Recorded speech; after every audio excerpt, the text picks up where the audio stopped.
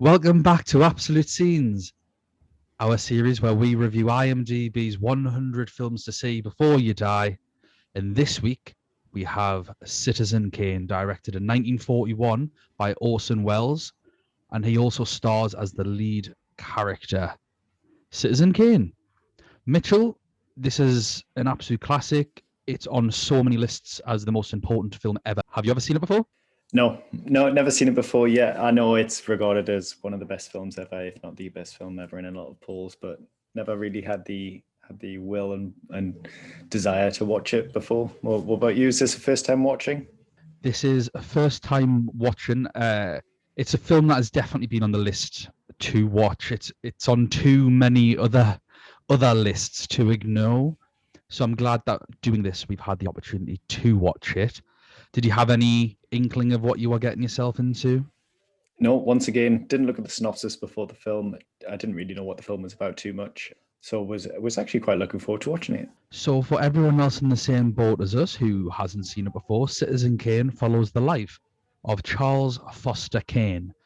Now, this is all spoiled in the opening 10 minutes of the film. His life and subsequent death. It actually starts with his death, so that isn't a spoiler at all.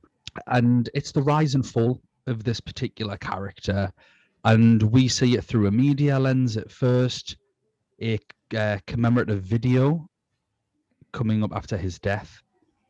But then an investigative journalist wants to do some digging into the life of who is the real Mr. Kane, and we see more intimate details of his life, how he became who he became, and essentially getting a closer glimpse to the rise and fall of his character. This was made right in the middle of Hollywood's golden generation. This is where things like the three-act structure, which we mentioned before, really started being used as a template in almost every major movie. And this film was so far ahead of its time because it completely subverted that narrative. We didn't really get that kind of structure. And the story at no point is told from the protagonist's point of view. It's told in a series of interviews with the people that are nearest and dearest to him and have sort of gotten caught up in the whirlwind that was his life. What did you think watching this? Yeah, I think you hit the nail on the head there. It's 1941, and some of the good things in this film are really innovative for their time. I particularly liked the non-linear narrative of the story. And one of the reasons is because it's actually done very well. You're never struggling to understand what's happening. I watch TV shows these days and they try to do a non-linear timeline, and I'm completely lost in what I'm meant to be doing, even though it's flashing up dates and times and locations. You get lost in it. Whereas this, it does it in a really clever way with the interviews, and it does it in a really easy to follow manner. I think some of the cinematography is fantastic, and I love some of the techniques that they're using in this. It's a black and white film, and they're doing this editing style where these scenes meld into each other in some of the slowest edits I've ever seen, but actually really work very well. I like the camera swooping into the skylight to the girl in the bar and things like that. Now, so from a visual point of view, even being in black and white, I thought some of it was very good. The story, um, it's quite interesting, and I think also the main character and a couple of the side characters really drive a bit of enjoyment in the film. It's not the world's greatest plot. Um, I realize he's trying to again um, move a theme along and explore people's behaviors and characters uh, and some of the themes that are going with it. It's enjoyable enough to watch. I think it's very well character led, and the main character and the way Orson Welles portrays him and acts that part is fantastic. So that really helps it along. For its time, I think it's a fantastic movie. This film was made for our scale with how we rate films. Some of the directorial techniques are absolutely marvelous in this film. Long sweeping shots where they had to rig sets for furniture to pull apart so the camera could move through. So you can't see any of this. the camera fully integrates us within every single scene. The shot where he's giving his speech is absolutely marvelous for any decade, let alone so long ago. I agree. I thought Orson Welles was particularly captivating as the lead. And I think one thing that helps with that non-linear story is his age. He was very young. I think he was 22 when he wrote, directed, starred in this. And yet he's also portraying an elderly man, obviously. So the use of the makeup, I thought the makeup for its day was very good. There was only one or two occasions where I think around the year, it was a bit, yeah, you can tell that's makeup. But for the time, it was brilliant. My major issue with this is definitely the story, though. I did not connect to a single character. I have no empathy for pretty much anyone. And because all of the information was provided to us by other narrators who are telling their story, whether it's in the interview fashion or whether it's the man who runs the bank and is having a board meeting trying to explain his grievances with Mr. Kane. We never really see him for who he is. We've got the Rosebud thing. So at the very beginning, his dying words are Rosebud. And that is the crux of the film. What is Rosebud? Who is Rosebud? Why does this word or this person or this object mean so much to someone that is their last dying breath? And when we sort of come to terms with what it's all about, it's the only connection we get to this character, really. I thought a lot of the important aspects of his life were brushed over. So the meeting of his first wife, nothing in terms of their charisma with each other, their chemistry. So I feel nothing for his wife. I do think some of the editing techniques in terms of us showing how their marriage was beginning to break down was amazing, especially for its time. One scene a decade, pretty much, or every 5 years, or every 2 years. It doesn't really matter how long it is. And we see how their interactions over breakfast change. So I thought that was really clever. And there's lots of things like that in this movie where we see multiple cuts that show a progression of time and how relationships change. But I think for us to be invested in those relationships in the first place, we need to see what the status quo is. We need to see what that baseline is. I think a lot of the actual character and the soul of the film is lost on editorial and directorial techniques, which is difficult to complain with just how good some of the techniques are.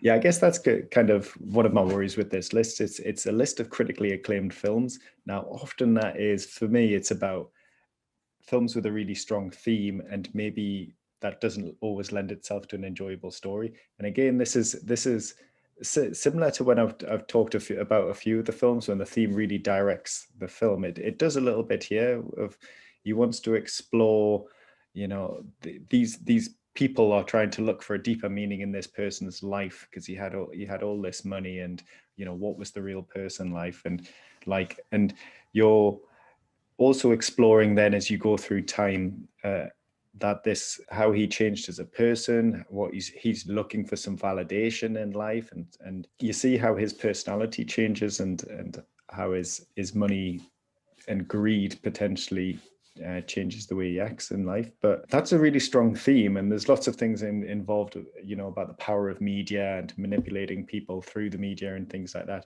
But that doesn't, just because it's a really strong theme and you're putting across something that you want the audience to take away from the film, that doesn't always mean that story is going to be hugely entertaining and an escapism for someone at the movie theater. Like, if I go to the cinema, I want to get visually dazzled by something and be taken and transported myself into a different world or story. I don't necessarily want to just be, watching the life of a guy that I'm not really connecting with, as you say, that much. And even if it's trying to provoke some thought from me on maybe how I should view people and view the world a little bit. So I think there's always going to be that tension in all of these movies that we're going to be watching about, is it really thematically strong and trying to put something across, and is that driving a story which possibly isn't as entertaining as we would want? Yes, and I think we can talk about Rosebud and its thematical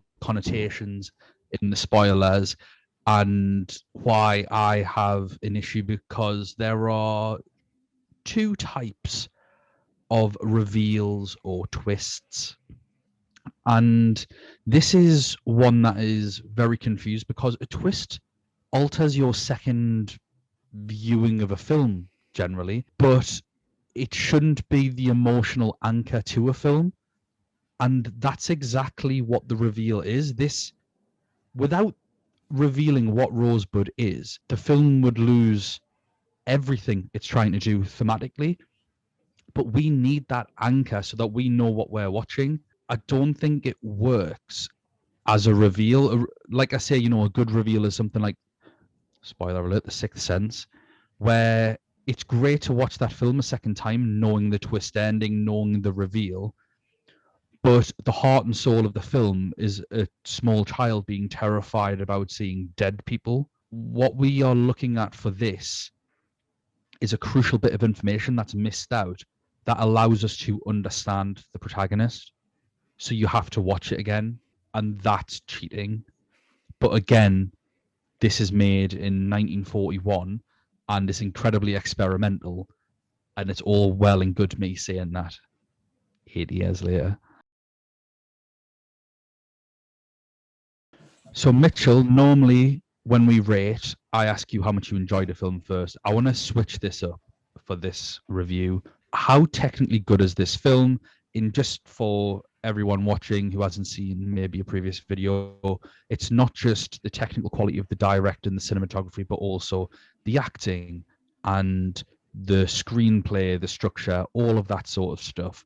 What is your technical score for this film?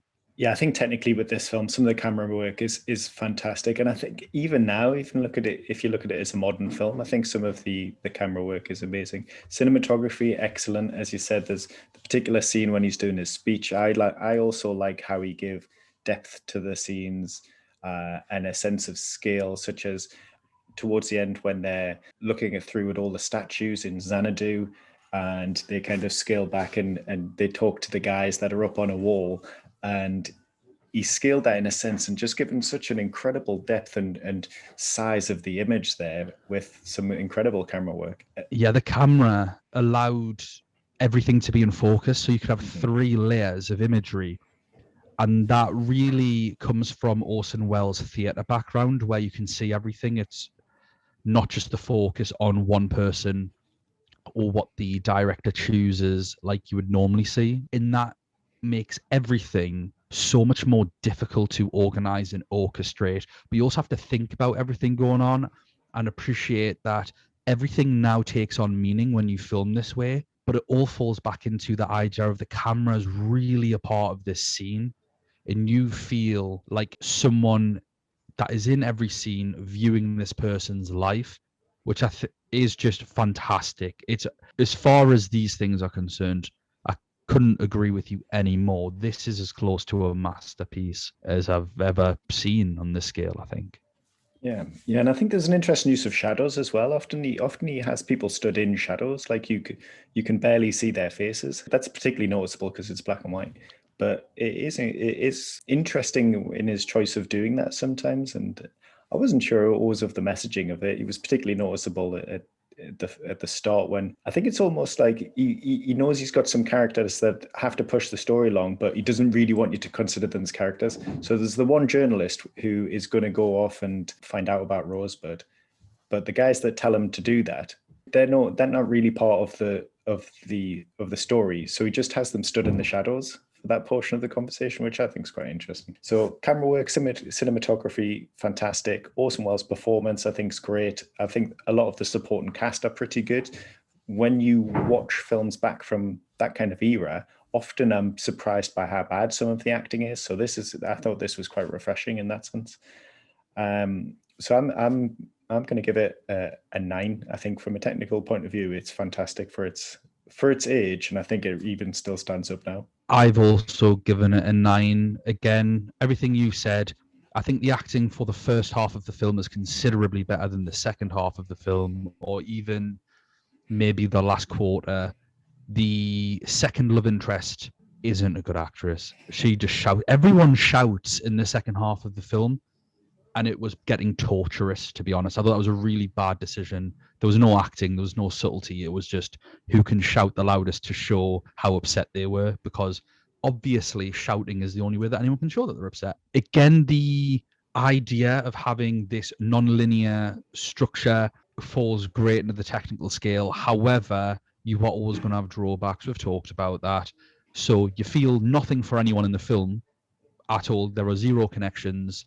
The film therefore feels quite thin, in my opinion. When you look at something like a rise and fall, such as The Wolf of Wall Street, for example, Scorsese, another master at work, and it's a very different film, The Wolf of Wall Street. I'm not trying to say that they're the same type of film, but the idea of we have a meteoric rise, wealth fall, essentially. I feel I know a lot more about Leonardo DiCaprio's character in half an hour of that film than the entirety of this film. So that's what lets it down in terms of it being a 10 out of 10. But I'm really interested now to hear your rating on how much you enjoyed it out of 10. Yeah, and I think I was enjoying watching some of those technical aspects in a lot of it more than the story, and that's not really what makes a good film. That's more like watching a technical masterpiece and a how-to guide on how to make a fantastic film, as opposed to really enjoying the story and really feeling part of it. So I'm only going to give it a 6 for enjoyment. Cue the dislikes, Mitchell. I'm giving this a 2.7. Oh, that's rough. That's rough. Absolute torture. I mean, it was torturous. I appreciated everything that was going on. I was like, oh, this is quality. This is amazing. But I also don't sit down to watch a film to look at amazing camera work. And this is an indictment on itself. The best editing is edits that you don't notice.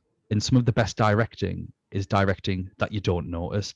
And it was the only thing I could notice, because the rest was grim. You had people laughing at things that weren't particularly funny. I think I laughed once during his speech, but that was sandwiched between two other things that everyone laughed at that also weren't funny. I didn't feel any connection to anything. The opera scenes, I was very, very close to ripping out my hearing aids. It was horrible. And I've been watching all these with my girlfriend, and it's something that we can do together. I think 20 minutes in, she lay down on her phone. She was like, I wasn't watching it, and I was suffering.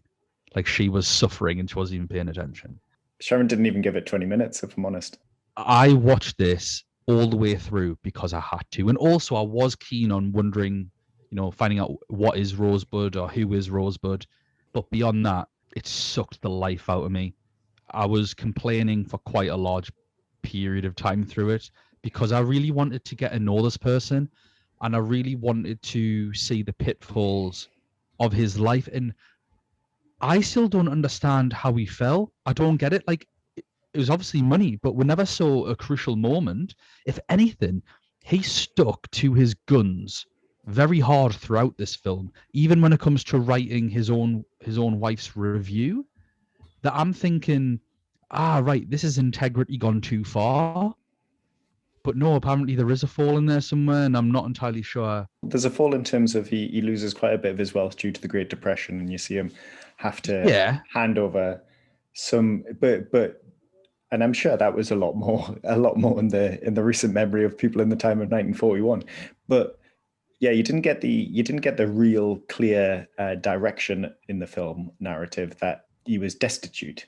It was just kind of implied that he'd lost a bit of his wealth, but he was still vastly wealthy. Yeah, he became very controlling, and I don't know why.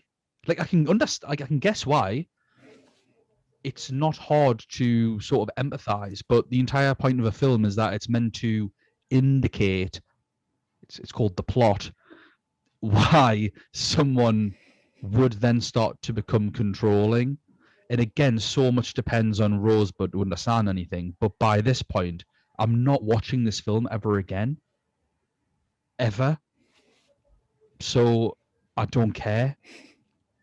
But I appreciate there are going to be lots of people in the comments who have watched this that hugely disagree with me. I mean, we can appreciate that this is a fantastic film. I just hate it, for me personally. I cannot abide by it. Please, in the comments, rate this film like we have, give it its technical score, and then let us know just how much you enjoyed it. Be free in there, because we all enjoy different things, and when it comes to enjoyment, there is no right or wrong answer. And that's why we have these two scales, and this film is absolutely perfect for that. Like and subscribe if you haven't already. And for everyone that has seen the film, stick around now, because we will talk about some spoilers for a film that is 80 years old. So, Mitchell, let's discuss Rosebud, which is revealed to be his sled. And it's essentially a metaphor for the taking of his youth. What did you make of that? What did you take from it? Yeah, I mean, I wasn't picking it up that easily, to be honest. I don't know. As we were going through the film, I saw his character developing, and I saw he changed from a man in his youth with means and money, and he was going to represent the good people and give them truth through this newspaper, and he was going to, lead all these working class people into a better life with their eyes wide open.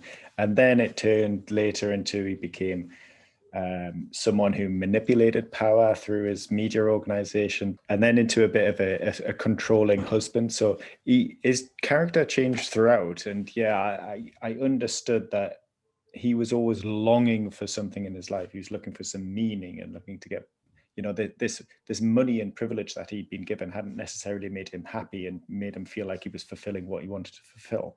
And yeah, they were trying to reach back to that lost youth and the kind of message that money and greed and it, we all end up with the same. Doesn't matter what a big mausoleum he makes for himself in Xanadu, we all die eventually.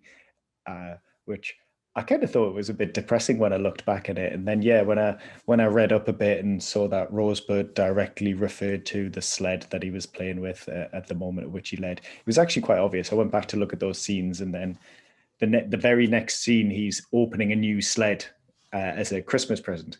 So yeah, when I look back at it, I could see, right, the sled is the object of his old life and his new life. And I didn't really pick that up the first time, but when you go back and look at it, it becomes a bit more obvious. It's impossible to pick up on it. It's because we don't know this, and at no point can you really. I couldn't read Rosebud anywhere. I couldn't see any of that. So I wasn't looking for it either. It was obviously when it showed what it was. Even the first time it showed at the very end, I was like, "Well, what is that?" And then it was when it was burning. I was just, "Is that his sled?"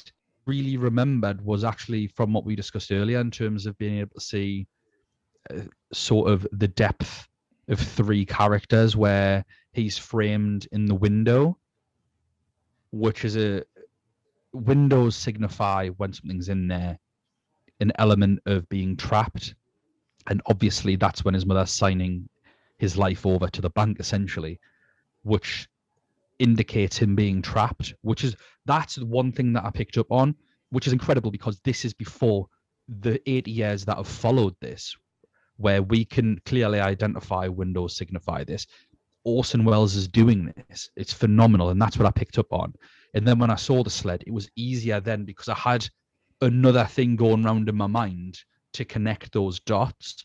But I ultimately felt robbed of the entire film, because if I had have known that, even if it was a case of we see the sled and we see that it says Rosebud, which makes it not a twist, but no one else knows what Rosebud is, we're in on it, and we can then fully understand what this character is going through, because it helps us understand why he wants to write stories against the big conglomerates of the world, even when he owns like major shares in them.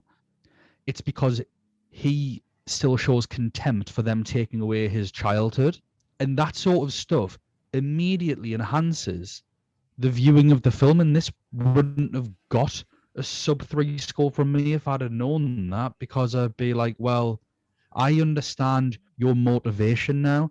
I went through an entire film not understanding this person's motivation, which isn't enjoyable. And then at the very end, you get to see that it's a sled. And it's pretty contrived, really. I can't say, even if someone does die and they have the last word they ever say, for it to be so thematic and metaphorical, it's very, very artistic license, sort of. It's quite poetic.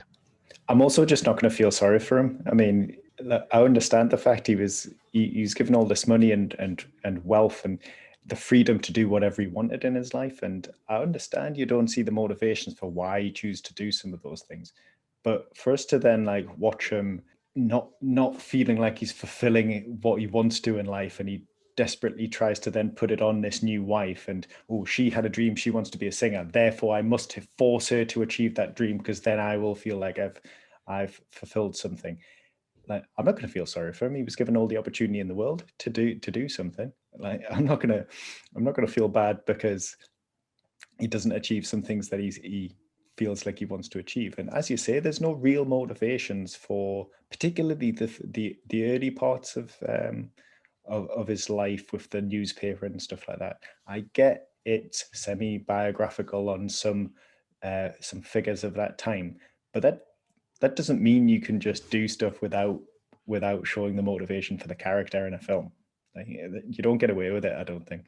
I think what I need from this film is to explain how a man with such integrity goes from hating and resenting his own wealth to requiring so much that he can build himself his own metropolis. There is no through line there of how you can fully swing that much. This isn't just a case of normal person gets rich and then an avalanche starts. He is actively in the pursuit of truth and people's rights and fighting for the little man. And other than the fact that he gets swindled out of an election, we don't then get to see how from there he becomes a tyrant of his own life. Something's just missing there. And I think it just boils down to the script not being good enough. And that's obviously going to get more dislikes on this video. But it's true. Like the visuals and stuff we could talk about all day, like they are incredible. I don't think anyone can possibly denounce how good of a spectacle this is with regards to everything we've already mentioned. But when a script makes you not care about the character, not care about any of the other characters, not quite fully understand anyone's motivations or how paradigms shift or why paradigms shift, and the emotional anchor is resorted to being a twist so that people need to watch it again to then feel invested, it's not good enough. Right, so we're at risk of being too negative here, Dan. So we've spoken about some fantastic things in here, but give us one of your favorite scenes. I don't know. There is quite a few scenes that are enjoyable. I've already mentioned the breakfast scene with his wife, where they're reading the paper, and we see how they're moderately close for a married couple of that age, which still quite formal. And then they become estranged. That was enjoyable to watch, although again I still kind of felt cheated because I wanted to see some of it actually happen. I really enjoyed the infamous Citizen Kane speech. I thought that was excellently done in terms of the directing style with that beautiful camera swoop. Orson Welles' acting in it is absolutely magnificent. And I think it was the best bit of writing for the entire film. Then we've already mentioned the scene in the snow where he's getting his life signed away, and we see through the entire span of the household and the window to see him playing outside as a child was brilliant. If anything, it was a little too good. Because I was just thinking, wow, how good is that? In sort of not really paying attention to what was being said. And also, there's a scene where he sat round a table with two of his associates, he stands up and you think that he's just walking towards a window, which is very close. But then he keeps on walking and he gets smaller and smaller and the window gets bigger and bigger. And I thought that was a really, really cool, like a trick in relativity, because we weren't expecting that. And I just had a bit of a giggle, but also in a wondrous kind of way. But this film seems like a series of scenes. And it's all about how much you care about these scenes, how much you understand. I actually really like the scene where he is arguing with the owner of the bank about the letter and about the articles that he's been writing with regards to his own stake in the company. I thought Orson Welles in that was magnetic. So they're off. That's obviously why I didn't give it a flat 0 for enjoyment. There are 4 or 5 scenes of this film that I found really quite captivating, but they're exactly that. It's a kaleidoscope of scenes in which I wish a lot of them were sort of flicked through. What about you?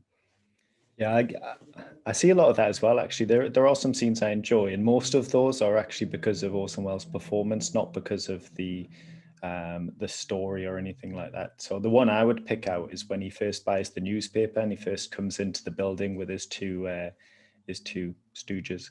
His presence when he comes into that office and how he's going to change things up, and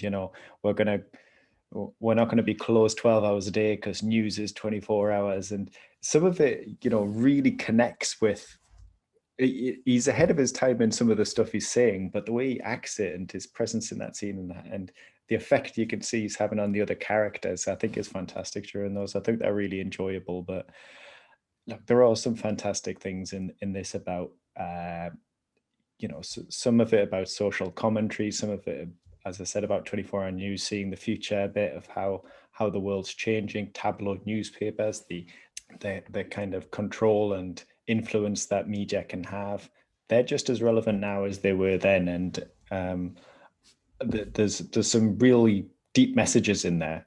But if the best things about the film in terms of enjoyment are the particular scenes with Orson Welles, and it needs his acting to make some areas of enjoyment, it's unfortunately just falls a bit short on that for, I guess, both of us. Yeah, something that was mind-blowingly good is the shot where the rival newspapers, executives and marketing team, distribution team are all sat, and then the photo takes and it cuts through, and then they are all there in real life. That edit was something else.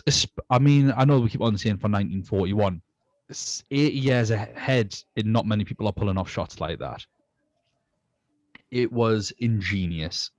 So there were a lot of things to appreciate, but I think appreciation and enjoyment are 2 different things. And for me, the straw that broke the camel's back in terms of my rating plummeting for this, because I was held on, I was probably the same as you, 5.5, 6, something like that, particularly for the first half of the film. But that opera scene was unnecessarily long.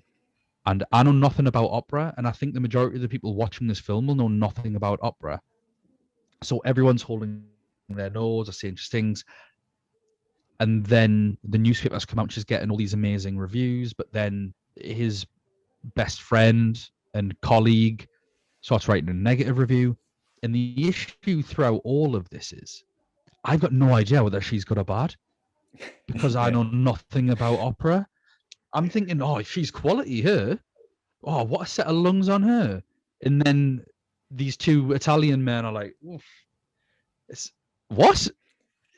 Is this bad? Oh, no. And now I feel stupid. And then obviously we've got the scene where she's learning, and that's a bit better at it's showing us how an opera singer should sing. And I was like, okay, I get a little bit of that now. But it was unnecessary how long she was singing for, because it was doing my head in. And I just think that some people have a tolerance for opera and other people absolutely love it. and that can be quite polarizing. And it's unfair of me to say that it makes the film worse, because it doesn't make the film worse. If you enjoy opera, then you want to love this. You want to think, oh, wow, can't believe they've included this in a movie. I have zero tolerance for opera. So it sent it crashing. And because of that, because I felt in that moment that I was hanging on for dear life, keeping this film on, and the second half of the film, I think, is considerably worse than the first half. I couldn't get out of first gear again for the rest of the film. So the second half of the film for me was a complete dud. And that was the sort of car crash moment, which is why the film is on the enjoyment scale for me rated so low. What did you make of all the opera? Yeah, I mean, I'm not a fan of opera. I didn't particularly enjoy the scenes. I didn't think it. I thought the teacher actually is a little character. He was all right. He had a little bit of entertainment about him. But I was the same with you. I was gonna say that actually, that I actually thought she was quite a good singer. So I also wasn't invested in that element of, like, for people to be sat in the audience, like outwardly slating her and stuff. It would be ridiculous, because Yeah. I'm like, what? Well, sounds all right to me. So yeah, I didn't get it either. But yeah, I don't get opera, so maybe I've got no idea. She's a better singer than me. That's all I know. She's a better singer than she is at talking. Everything was just a shout by the end of the film, and that again brought me right back to the opera. I was just thinking, this is no fault of your own, love, but you are one of the most irritating characters in film history now. Like, you're up there with Steven Spielberg's wife from Temple of Doom with how irritating you are. And I actually thought she was quite endearing at the beginning. When we met her, I thought she was incredibly likable. When she was being herself, being a normal person. But whether it's the actress's idea to act that way at the end, or whether it's Orson Welles' guidance, I've got no idea. So they can both have the blame from me. So what did you make of Citizen Kane? Are we once again two men over our heads with this? Or do you agree that it just isn't that enjoyable? Let us know in the comments. Give it our rating system. How much did you enjoy it? How technically good is this movie? Like and subscribe to our channel so that you're ready and with us for the next one, which is Eternal Sunshine of the Spotless Mind. We'll see you then.